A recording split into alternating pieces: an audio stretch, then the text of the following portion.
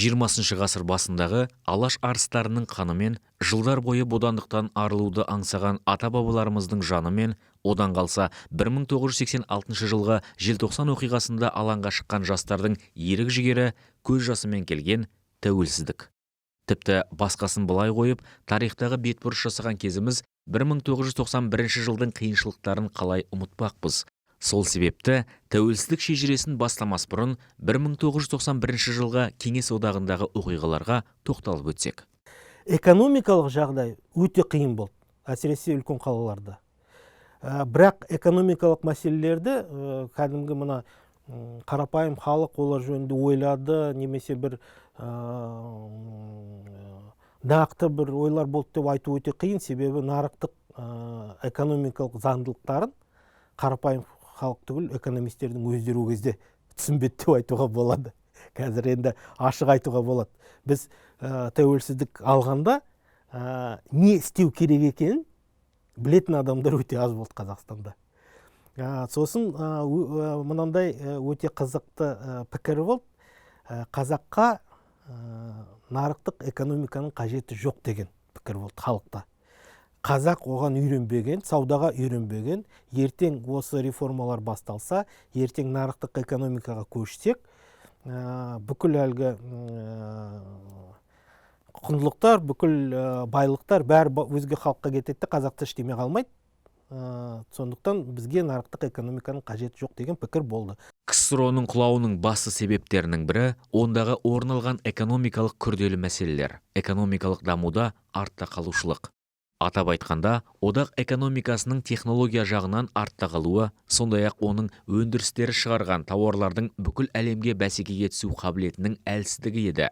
Сөйтіп, кешегі мызғымас КСРО ыдыраудың соңғы шағында тұрды. Ал мұндай жағдайда ең алдымен қарапайым халық қиындыққа ұшыраған еді. Бір кездегі ұлы державаның халқы жаппай жұмыссыз қалды, өңірлерде зейнетақы мен жалақы төленбейтін болды. Ұлтаралық қақтығыстарда әр жерде бой көтеріп жатты. Мұндай тұрақсыз кезеңде жергілікті халықтар үшін болашақты болжаудың өзі қиын еді.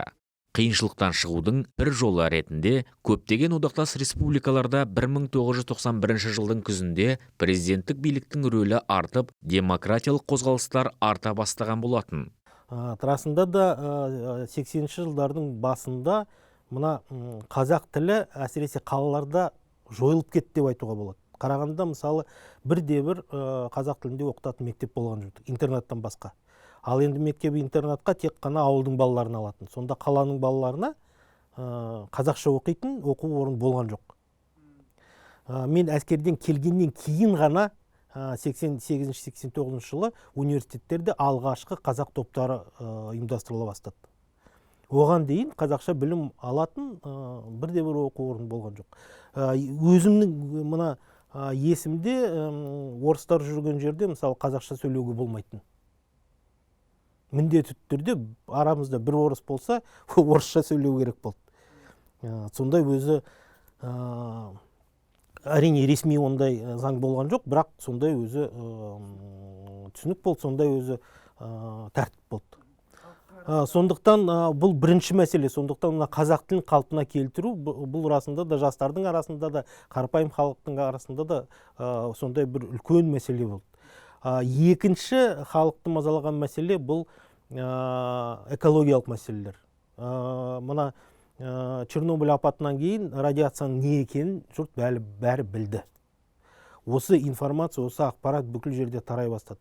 Сол кезде біздің өзіміздің Қазақстанда осындай семей полигоны бар екен, сол кезде біз біле бастадық.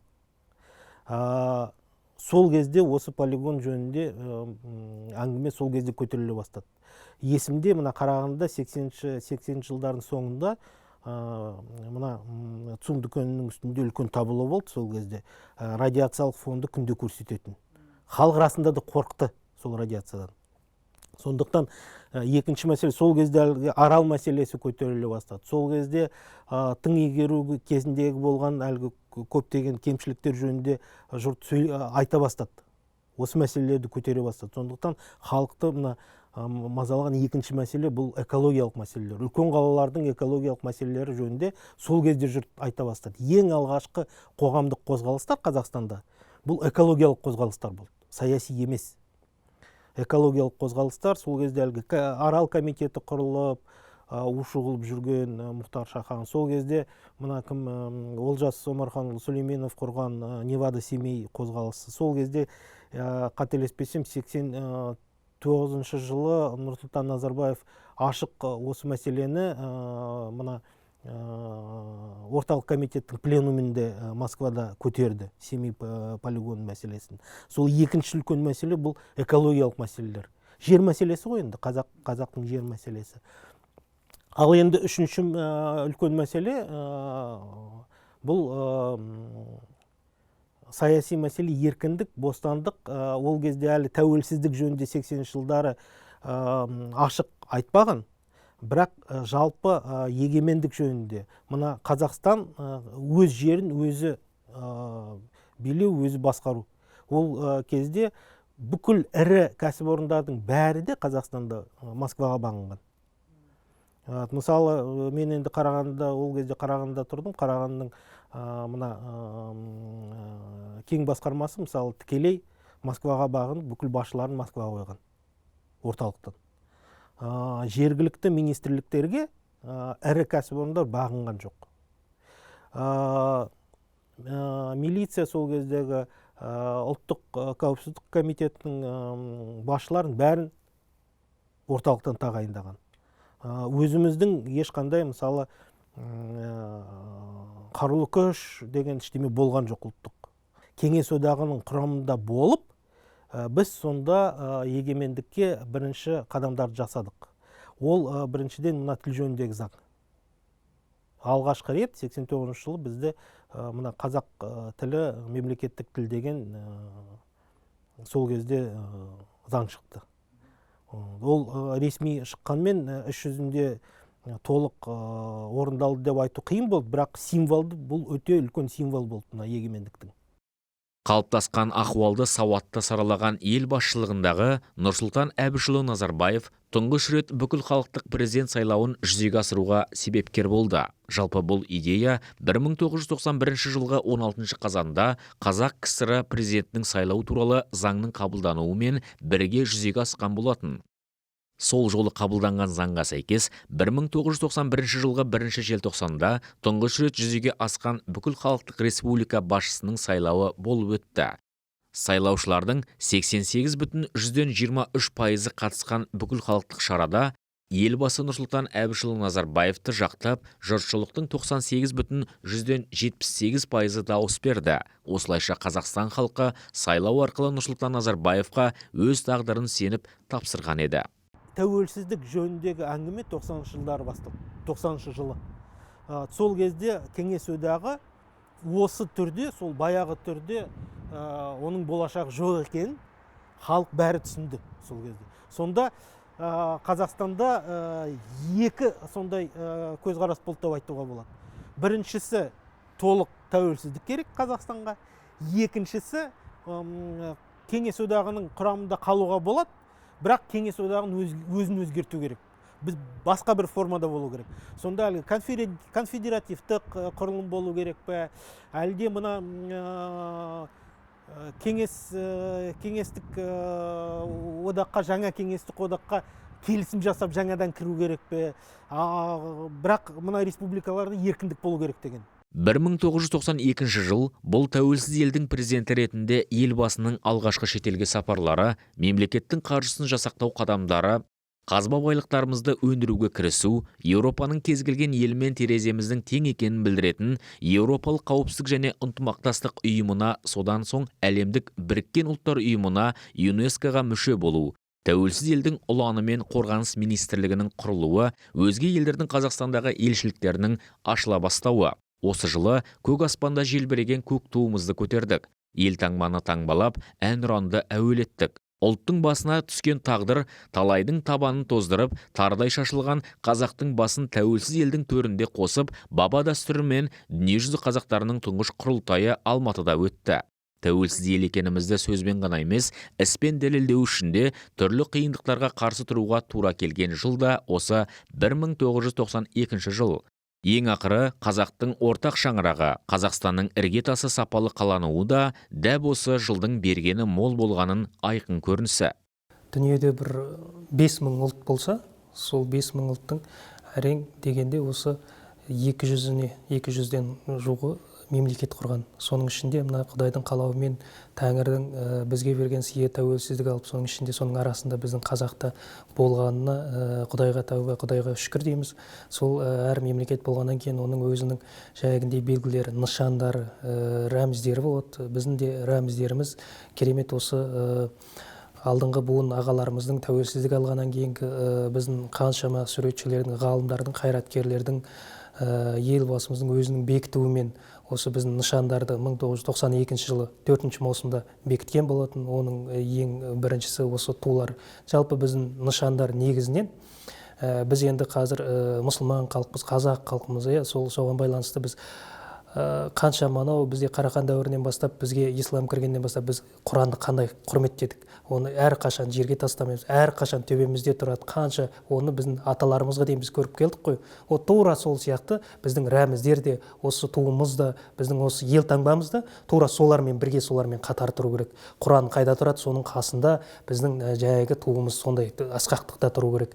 Мысалы, әр жерден біз туымызбен ел таңбамызды сондай құрметтеуіміз керек. Сол кезде бар. Мысалы, біз бәрімізде енді рулық неде, Қазақтан таңбалы таста бар ғой, рудың әр таңбалары бар. Соның барлығын біз қайтеміз, қасиетті қыламыз да үйге іліп қоямыз, жоғары жаққа. Біздің ол жерде ең бірінші қандай тұру керек? Өзіміздің мынау ел таңбамыз солармен қатар тұру керек. Туымыз Құранмен қатар тұру керек, олар солармен бірге тұру керек деп ойлаймын. Өйткені тәуелсіздік бар жерде, тәуелсіздік болған жерде, осы қасиеттілеріміз бар жерде біздің дініміз де, біздің діліміз де барлығы бар. Барлығы бізге сақталады. Егер олар жоқ кезде, осы нышандар осылардан айырылған кезде, біздің тәуелсіздігімізден айырылған кезде, оның барлығынан айырыламыз деп ойлаймыз. Сондықтан бізде ең қасиетті дүние, Құрандай қасиетті қастерлеп сақтайтынымыз осы туымыз, ел таңбамыз, жаңағы әнұранымыз біз қастерлеп сақтауымыз керек.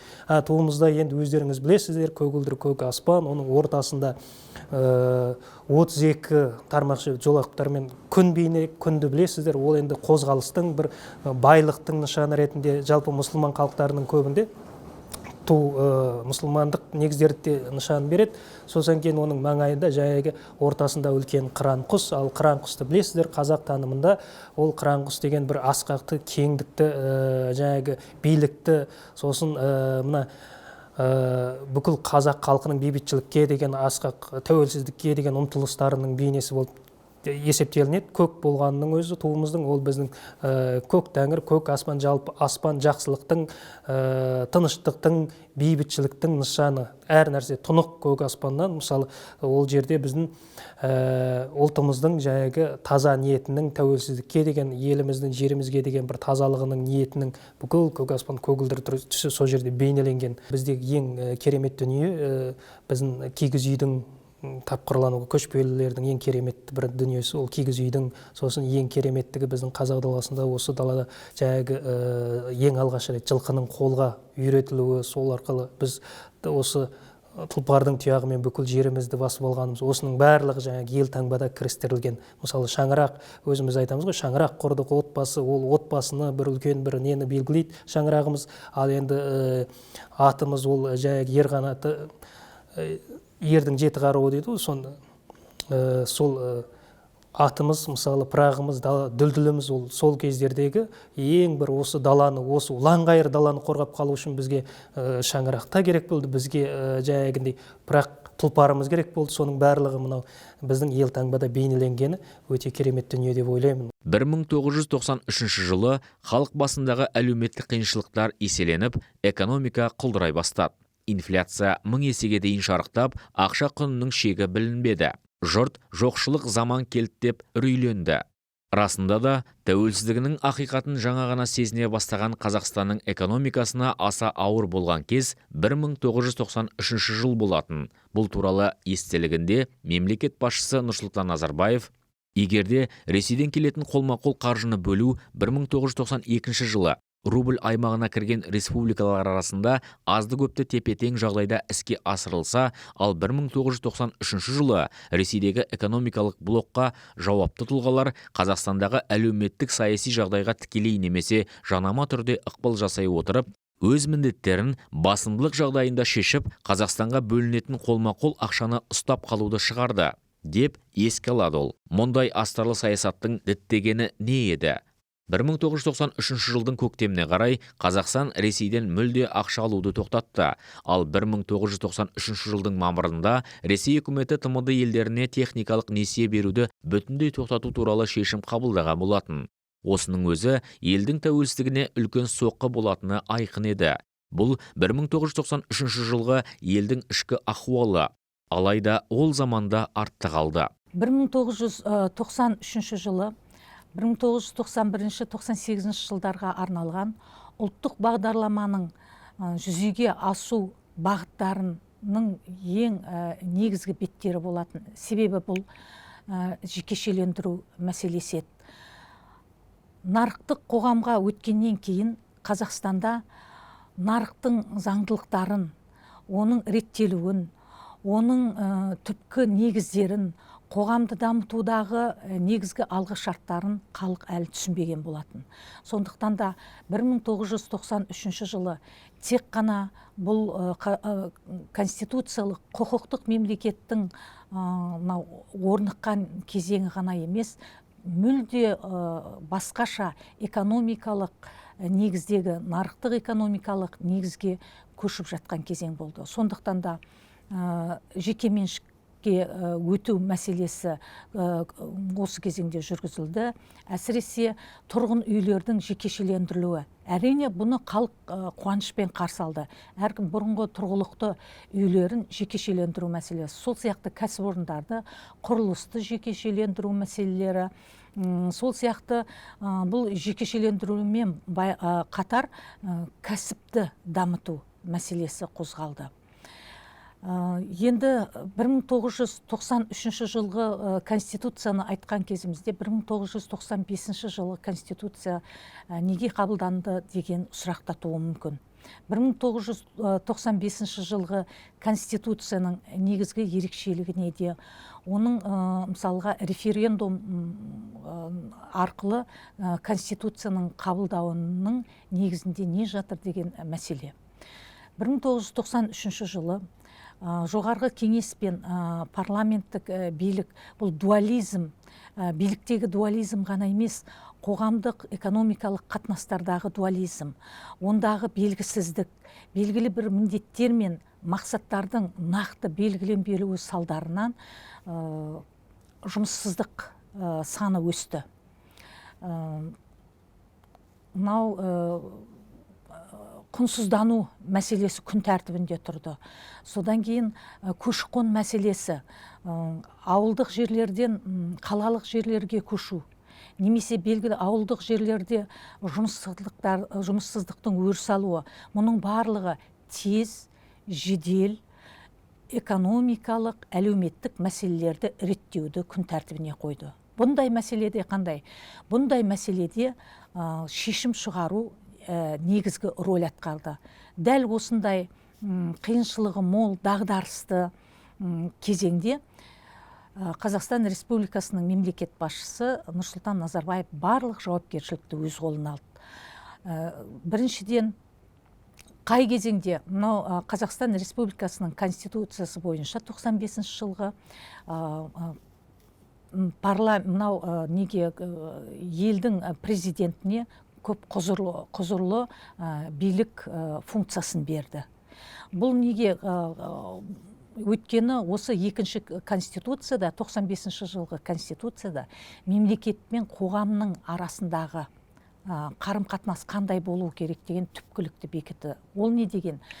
Қоғамда өмір сүріп жатырған азаматтарға, олардың қауіпсіздігіне, олардың жұмыспен қамтылуына, бизнестің дамуына, кіші және орта бизнестің қалыпты жағдайда дамуына мемлекет кепілдік берді. Біріншіден, екіншіден, стратегиялық міндеттерді мемлекет қалай даму керек, негізгі міндеттердің мен мақсаттардың белгіленуі осы кезеңде, яғни президенттік биліктің негізінде жауапкершілік алғандықтан да президенттік құқ басымдыққа ие болды. Сондықтан да бұлар шетелдік сарапшылардың өзі Қазақстан Республикасындағы президенттік биліктің көптеген құқылық жақтарын айтты. Яғни бұл президенттік биліктің Қазақстан артықшылығын көріп отыр. Себебі Қазақстан нарықтық экономикадан өз мезгілінде, өз дәрежесінде уақыттан қалмай даму жаңағы легіне ілесті деп. 1994 жыл мемлекет ретінде әлемдік картадан орын алып, өз туымызды желбіреттік, елдік таңбамыз, ел таңбамызды бекіттік. Әнұраны шарықтатып, төл теңгені тұғырына қондырдық. Халықаралық қатынас жөнге келіп, достық байланыстар артып, сауда-саттық жайлана бастады. Әйтсе де, ел ішіндегі қиыншылық әлі де тірлікті шатқаяқтатып тұрды. Бұрынғы жүйедегі кеңшарлар мен ұжымдық бірлестіктер тоз-тозы шығып, жекеменшік ұғымы жайлап ене бастаған тұс. 1994 жылы жалпы ұлттық келісім мәселесі қолға алынды.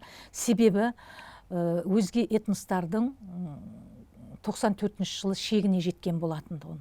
Бізде түрлі нарықтық экономикаға көшкеннен кейін кәсіпорындарда, мекемелерде, білім, ғылым саласында, өзге де салаларда мамандардың тапшылығы көрініс берді.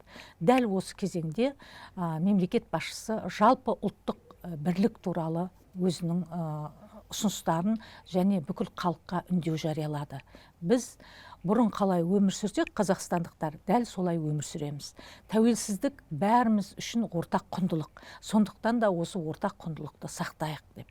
Мінекей сол кезең 1994 жылдан бастап өзге этностардың сыртқа қарай жаппай көшуі тоқтатылды, немесе бұрынғыға қарағанда жаңағы төмендеді деп айтуымызға болады.